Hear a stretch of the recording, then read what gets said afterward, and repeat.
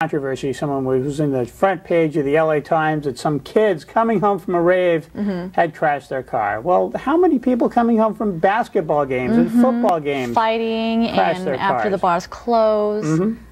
It's ridiculous. And so, you count 5 kids at one rave, and it's all this hype pointed at the raves when you have accidents every day, people being drunk.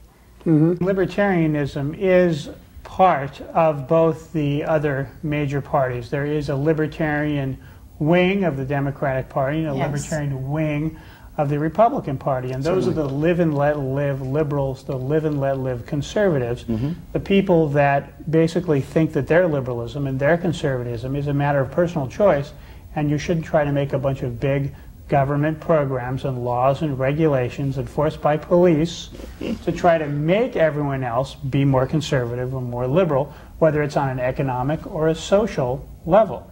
Right, right. I think he sees that my ideas are going to be something different and beneficial to the district, which is what's good. And we have about 550 elected and appointed libertarians right now in the United States. I'm one of them. You're one of them? Exactly. Yep, and we've had several of them on the show. Several of them have been mayors and city council people and librarians, people that really affect their community have been on the show. Commission. Right. Yes, and exactly. the thing that's really great about the cities, and cities in general, it's the smallest level of government. It's the level of government that we make the biggest difference. It's the level of government that we actually can get their ear, and they will listen. If you call your congressman, the chances of you being able to talk to him are pretty nil. The same goes with county commissioners. However, the city council members, who you can go and speak to directly at every council meeting, they're there and they will listen, and they call you back because they can. It's a small enough unit, a small enough geographical and population unit that they can actually, they care about what you say. So it's the level of government that libertarians find the least offensive. You know, it's one that we actually agree with in many ways. You have to run a community. You need a police department. You have to have fire department and ambulance services and garbage services. And it makes sense to have some central government in a small community help with those things. This is always why you want to have the federal government in charge of the least amount of things, because you can influence and talk to those people who are elected at the federal level least.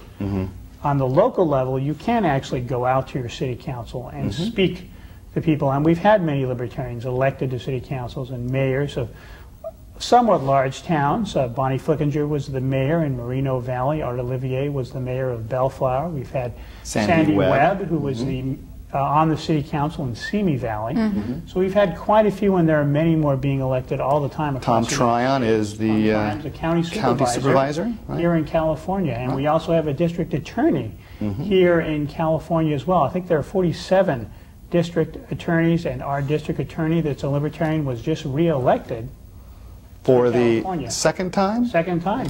Right. And you used to have something called bagatorials, which were I have a book of those at home, and I think a lot of people will remember these because people used to talk about them. I used to hear about them and read them, and I thought they were wonderful. And I guess I heard you speak at a libertarian convention or a tape of it, and you said that when it was classified, or when you'd published a book of these bagatorials, it was classified as libertarian literature by the Library of Congress. And is that when you decided to look into the Libertarian Party? Well, I think I'd always been a libertarian.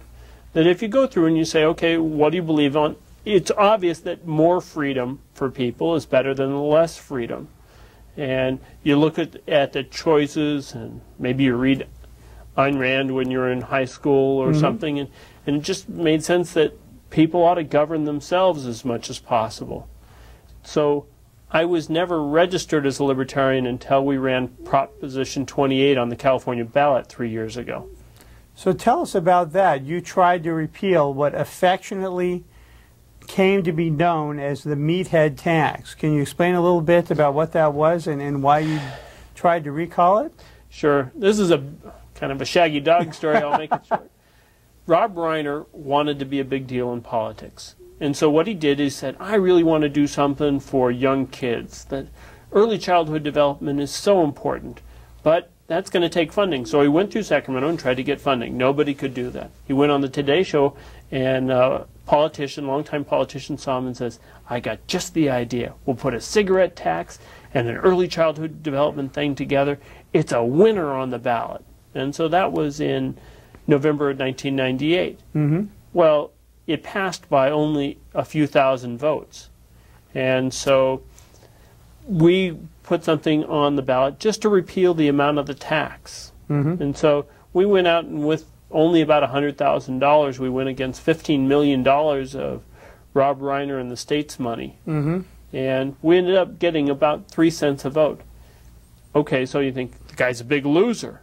Loses 72% to 28%. In this election, if we get the same number of votes, I'll be your next governor. And sounds good to be. As governor of the state of California, what kinds of ideas do you have? What sort of things do you want to implement? And what changes would you make? And what makes you think that you would be a better governor than Gray Davis? There's a couple of things to that. First, if anybody became governor in California, the first thing to do is figure out, okay, what's really important? What's really important, I think, to California is the fact that California has priced itself out of the market compared to other states. If you wanted to employ people, if you wanted to start a business here, you'd think, okay, should I be doing it here or in Nevada? And say, well, Nevada's a lot cheaper. I ought to go to Nevada. That's a bad situation for the state to get itself in. It's a competitive world, and it doesn't make sense that we pay more in taxes and we get less in services. And forget looking at conventional media, because conventional media doesn't tell you the truth anymore. You know, it's pretty much government controlled. You know, you can put out a press release, and the government can put out a press release, and the media just runs the press release. You know, they're just a puppet or mimic of the government. And if you want to get away from that and really learn the truth of what's going on, you have to get on the internet and get into the modern age. The internet is the way to freedom. But even the government today, through the Patriot Act, they're trying to control the internet as well. They don't want people being free to talk to each other and let each other know what's going on. It's really, we're in a very, very close to totalitarianism. I often give this analogy. Imagine you go out and you buy this beautiful Ferrari, convertible, and it's a beautiful day out, and you're driving this car, and the music's playing, and it feels really good, and you're bopping along the road, and you're going up this mountain road, and you're driving a long time, and you get tired. And all of a sudden, you start falling asleep, and you're not paying much attention anymore. And the car starts going over the edge of the cliff, you know? And if you don't wake up real soon and turn the car back to where you're supposed to be, to where you came from, you're going to go over the cliff. And that's America. America's about to go over the cliff like that Ferrari is. You know, because America was the greatest country in the world. You know, we had freedom here. You could have your own individuality. You could be the person you wanted to be without interference. And now we're going over the cliff, and the government's controlling our life, and we better turn the car back to the right. I don't mean the right politically. I mean, just turn the car back to the proper side of the road. And I've been a judge now for 19, almost 20 years in Orange County. I've seen it in my own courtroom. We're just churning low-level nonviolent drug offenders through the system. We're breaking up families. We're causing thousands of children in our society to go around without a father. That means they go on to welfare. That basically means that they end up following the footsteps of their parents and ending up in crime and in jail too. We have plenty of money in our society. We're misspending that money. We're devoting it much too much to punitive measures. And when it comes down to it, it flat out doesn't work. We must end up understanding that we cannot control what people put into their bodies, nor should we. That is not a criminal justice issue. Ask Rush Limbaugh, ask Robert Downey Jr., ask Betty Ford. I mean, it makes as much sense to me to put Robert Downey Jr. in jail for his seemingly cocaine problem as it would have Betty Ford in jail for her alcohol problem, or Rush Limbaugh for this seemingly OxyContin or whatever. That's something that is a medical issue. Bring people closer to medical doctors that can help them instead of making them criminals and pushing them farther away and making them burglarize our house or prostitute themselves or consort with criminals, etc. The trick is, and we libertarians know this, and this shouldn't be a secret, and it's becoming less so, the trick is to hold people accountable for what they do. And if you or I or anyone else is going to drive a motor vehicle under the influence of marijuana, cocaine, alcohol, prescription drugs, that's a crime. It puts our safety at risk. And that's the critical issue. We're really good in our criminal justice